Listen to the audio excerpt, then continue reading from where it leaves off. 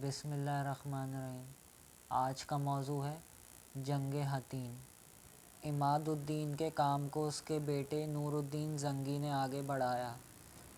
مصر کے فاطمی حکمران اور دمشق کے امیر صلیبیوں کے ساتھ اس کشمکش میں سب سے بڑی رکاوٹ بنے ہوئے تھے۔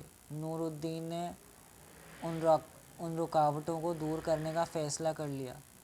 اس کا جنرل شیرکو مصر کی طرف بڑھا۔ فاطمی حکمران نے صلیبیوں سے مدد مانگی مگر بے سود۔ شیرکو نے مصر پر قبضہ کر لیا۔ انہی معرکوں میں شیرکو کا بھتیجا صلاح الدین یوسف تاریخ کے افق پر ابھرا۔ شیرکو کی وفات کے بعد مصری محاذ کی فوجوں کا وہی کمانڈر بنا۔ اس نے دم توڑتی ہوئی فاطمی خلافت کی بساط ہمیشہ کے لیے لپیٹ کر رکھ دی۔ 1174 میں نور الدین فوت ہوا تو صلاح الدین ایک عظیم شخص بن کر سامنے آ گیا۔ صلاح الدین نے پہلا کام یہ کیا کہ چھوٹی چھوٹی ریاستیں ختم کر کے ایک مضبوط مرکزی طاقت تشکیل دی۔ پہلے ان ریاستوں کا قصہ چکایا جو نور الدین کی وفات کے بعد وجود میں آ گئی تھیں۔ پھر عراق کے عرب کے چھوٹے چھوٹے حکمرانوں کو سرنگوں کیا۔ اس کے بعد دمشق کی خود مختار ریاست جو صلیبیوں کا اعلی کار بن چکی تھی اس کی بساط اقتدار لپیٹی۔ اب اس نے اپنی سلطنت کا مرکز دمشق کو بنایا۔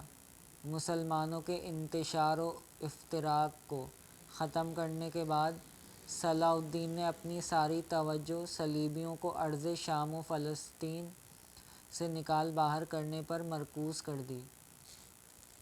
اس دوران میں بعض بڑے اہم واقعات رونما ہو چکے تھے۔ شمال میں صلاح الدین کا لائق بھتیجا فرّ شاہ فوت ہو چکا تھا اور صلیبیوں کے حوصلے یہاں تک بڑھ چکے تھے کہ وہ دمشق کے مضافات تک چھاپے مارنے لگے تھے۔ ایک واقعہ تو ایسا رونما ہوا کہ صلاح الدین کو اپنے منصوبے سے پہلے ہی صلیبیوں کے ساتھ آخری بار دو ہاتھ کرنے کا فیصلہ کرنا پڑا۔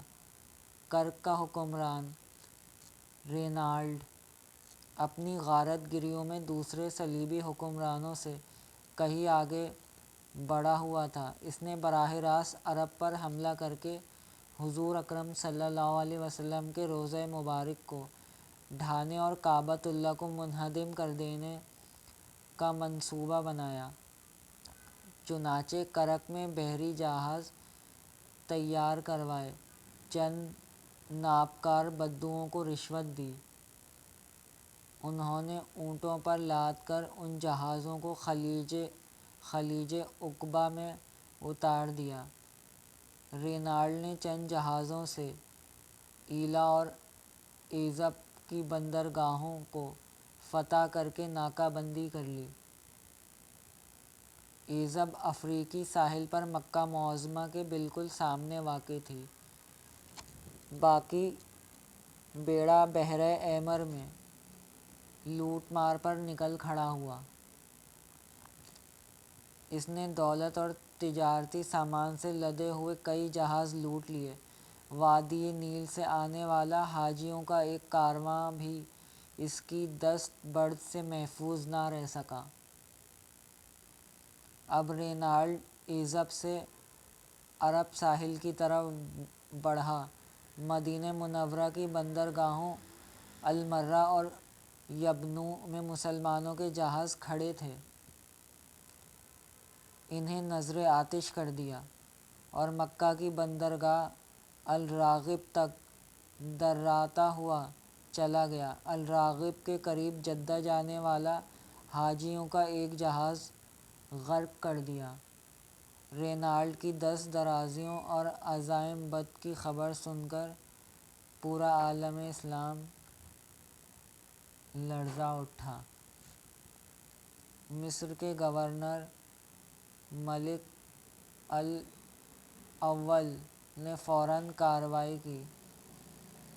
ملک الاول نے فوراً کارروائی کی۔ اس نے مصری امیر البحر لولو کی کمان میں شمالی افریقہ کے مسلمان سپاہیوں پر مشتمل جنگی بیڑا رینالڈ کے تعاقب میں بھیجا۔ لولو برق رفتاری سے بحر احمر میں پہنچا اور المرہ کے نزدیک رینالڈ کو جا لیا۔ بس آج کے لیے اتنا ہی۔